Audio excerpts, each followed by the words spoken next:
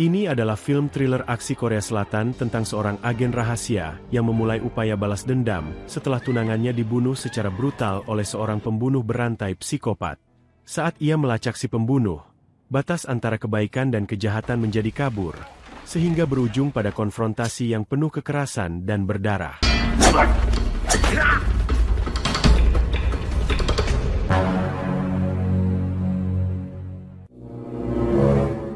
Di hari ulang tahunnya, seorang gadis muda bernama Soyun terjebak di luar karena ban mobilnya kempes.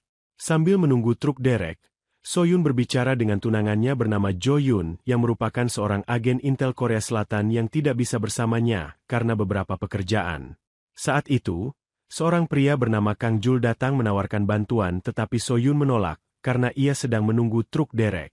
Kang Jul masih bersikeras ingin membantunya, dan dengan cepat pria itu menjadi menyeramkan.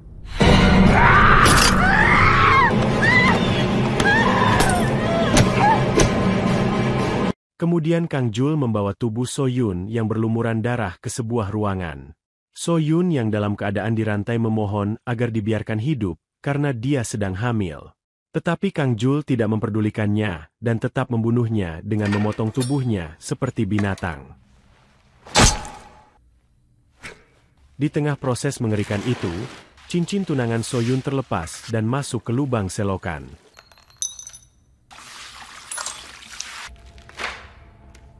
Keesokan harinya, seorang anak menemukan kantong plastik yang berisi telinga Soyun. Tidak butuh lama, seluruh area dipenuhi dengan polisi. Mr. Jang ayah Soyun, yang merupakan mantan detektif polisi juga hadir di sana. Setelah pencarian menyeluruh di seluruh area, polisi menemukan kepala yang sudah terpenggal. Semua orang dan awak media termasuk Jang ayah Soyun bergegas ke sana. Jo Yun juga tiba di sana dan shock melihat kepala tunangannya terpenggal.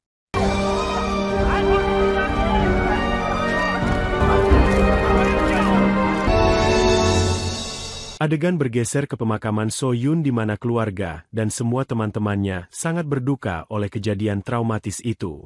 Jo Yun memutuskan untuk menyelidiki kasus itu sendiri, tanpa melibatkan polisi. Dia juga berjanji kepada tunangannya yang sudah mati, bahwa dia akan membuat si pembunuh merasakan rasa sakit berkali-kali lipat dari rasa sakit yang Soyun alami. Untuk melaksanakan rencananya, Jo Yun mengambil cuti panjang selama 2 minggu. Jo Yun berdiskusi dengan Jang mengenai pembunuhan Soyun. Mereka punya profilnya dari keempat tersangka utama dari kasus-kasus kriminal mereka sebelumnya yang mirip dengan kasus ini. Jo Yun pun mendatangi tersangka pertama di apartemennya dan langsung mencekiknya dan memukul bolanya lalu melaporkannya ke polisi, karena dia terbukti membunuh seorang gadis 2 bulan sebelumnya.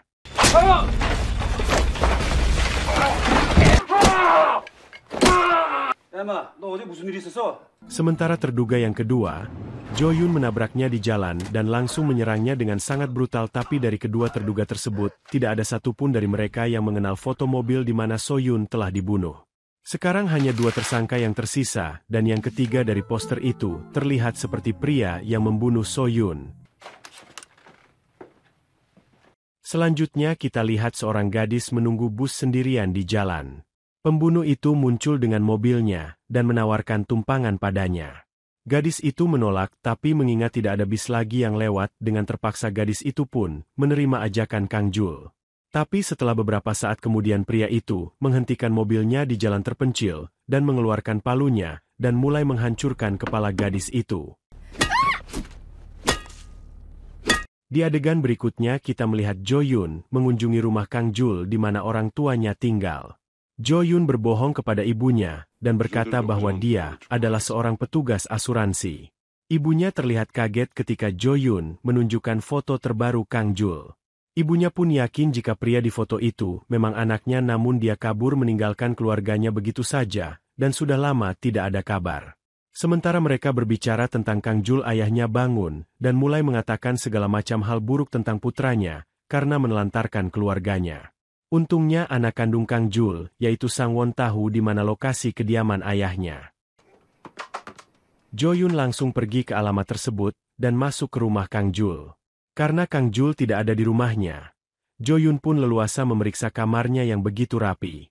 Jo Yun membuka laci lemari yang digembok dan menemukan pakaian dalam tas wanita, perhiasan, sepatu, dan segala macam barang yang membuatnya tercengang.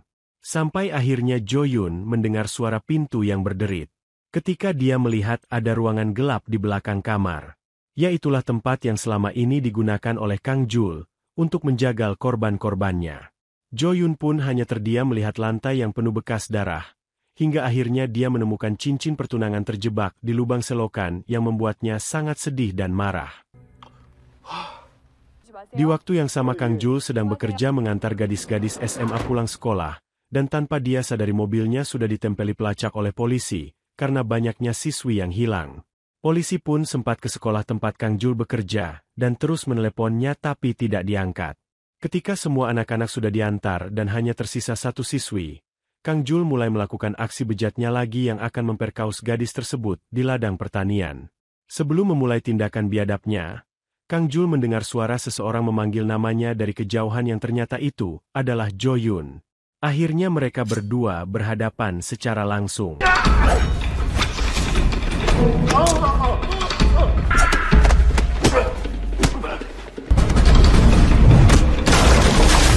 Ketika Kang Jul pingsan, Jo Yun memasukkan sebuah kapsul pelacak ke dalam tubuhnya dan mematahkan pergelangan tangan kirinya.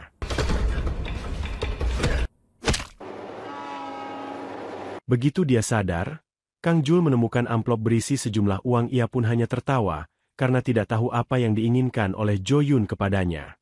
Dengan uang itu dia pun pergi tanpa naik bis sekolahnya, karena sudah tahu jika mobilnya telah dilacak polisi. Namun Kang Jul tidak sadar jika pergerakannya, dan apa yang dikatakannya terus dipantau oleh Jo Yun, karena dia telah menelan kapsul pelacak. Kang Jul pun berjalan cukup jauh sambil nyetop mobil yang lewat sampai akhirnya ada taksi yang mau berhenti meskipun lagi bawa penumpang, dan Kang Jul pun diperbolehkan ikut menumpang. Ternyata mereka berdua juga seorang kriminal, karena foto sopir taksi yang terpampang di dashboard berbeda dengan wajah supir yang sekarang. Setelah beberapa saat Kang Jul secara brutal membunuh keduanya.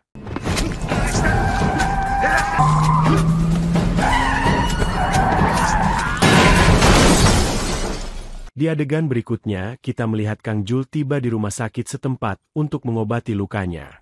Setelah diobati bukannya berterima kasih, Kang Jul malah melecehkannya dengan kata-kata kasar. Tidak hanya itu, Kang Jul juga berani menggoda gadis muda apoteker di sana. Saat gadis itu pergi ke kamar mandi, dia melihat Kang Jul yang duduk di sana menunggunya. Dia mengunci pintu dan mulai melecehkannya, tapi Jo Yun mendengarkan keseluruhannya. Jo Yun pun bergegas ke tempat itu dan menghajar pembunuh mesum itu.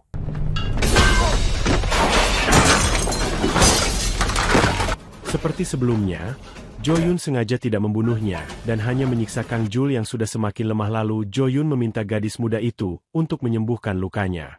Jo Yun berbisik ke telinganya bahwa ini hanyalah permulaan, karena mimpi buruknya akan menjadi lebih mengerikan. Jo Yun pun merobek jaringan utama di belakang kakinya dengan pisau lalu meninggalkannya begitu saja di suatu tempat.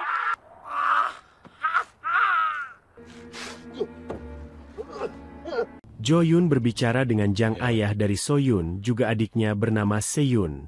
Mereka meminta dia untuk membatalkan rencana balas dendam dengan menyiksa Kang Jul, karena nyawa So Yun tidak akan kembali. Namun Jo Yun tidak menggubris permintaan mereka, dan akan tetap membalas bagaimanapun caranya. Sementara itu, Kang Jul sedang makan malam dengan teman kanibalnya, bernama Jiang Jung, dan seorang gadis. Kedua sahabat itu mengenang tentang hari tua mereka. Pemakan manusia itu memberitahu Kang Jul bahwa pria yang terus menyiksanya mungkin kerabat dari beberapa gadis yang Kang Jul bunuh di masa lalu. Setelah menyelesaikan makan malamnya, Jiang Jung siap-siap memotong salah satu gadis yang dia sekap di rumahnya. Ternyata banyak gadis-gadis lain yang ditahan di rumahnya, dan akan dipotong layaknya hewan ternak. Bahkan banyak persediaan potongan-potongan tubuh di dalam kulkasnya. Ketika akan memotong gadis itu, Jo Yun sudah ada di depan matanya, dan langsung menyiksanya.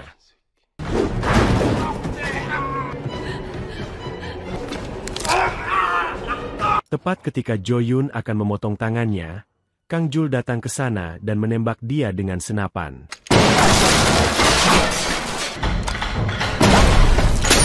Jo Yun berhasil melarikan diri ke ruangan lain. Sementara itu di dapur Jiang Jung masih berusaha melepas obeng yang ditusuk ke tangannya. Namun ternyata Jo-yun yang kabur ke lantai atas sempat berhadapan dengan pacar Jiang Jung, sampai akhirnya Jiang Jung berhasil melepas obeng di tangannya, dan berusaha menghadapi Jo-yun. Tak lama kemudian Kang Jul datang namun Jo-yun yang sudah mengetahui posisinya dengan cerdik melempar kail pancing ke lantai, sampai akhirnya Kang Jul dihajarnya sampai pingsan.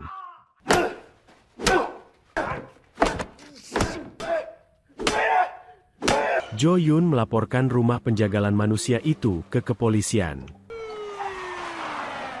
Kang Jul beserta sahabatnya yang terluka parah dibawa ke rumah sakit.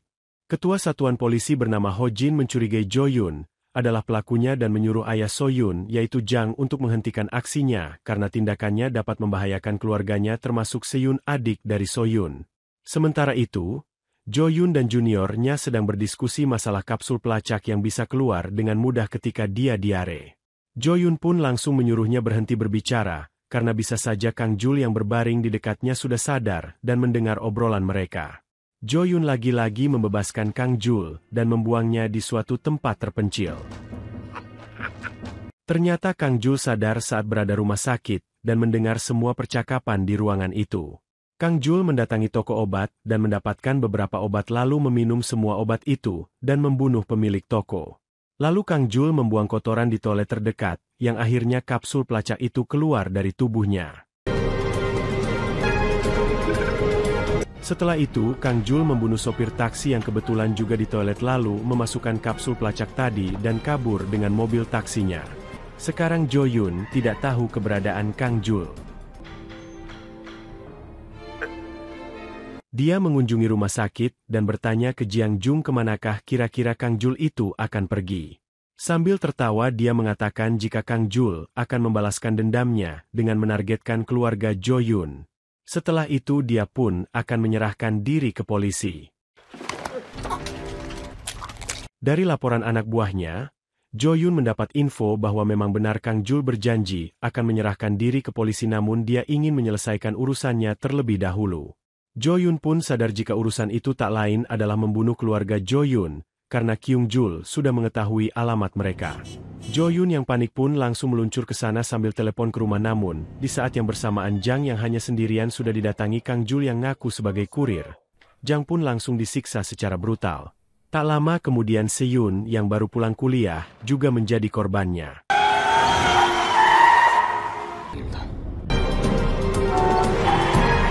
Setibanya di sana, betapa terpukulnya Jo-yun melihat Jang yang terluka sangat parah namun untungnya dia masih sadar. Selanjutnya kita lihat Kang Jul sudah sampai di depan kantor polisi dalam kondisi berlumuran darah, dan melambai-lambaikan pisaunya mengangkat kedua tangannya, seakan-akan mendeklarasikan kemenangannya terhadap Jo-yun, karena sebentar lagi dia akan dipenjara dan Jo-yun akan menderita seumur hidupnya, karena dia tidak bisa membalaskan dendamnya lagi. Namun tepat ketika para polisi akan menyergapnya, tiba-tiba Jo-yun datang dan menculik Kang Jul di depan semua orang.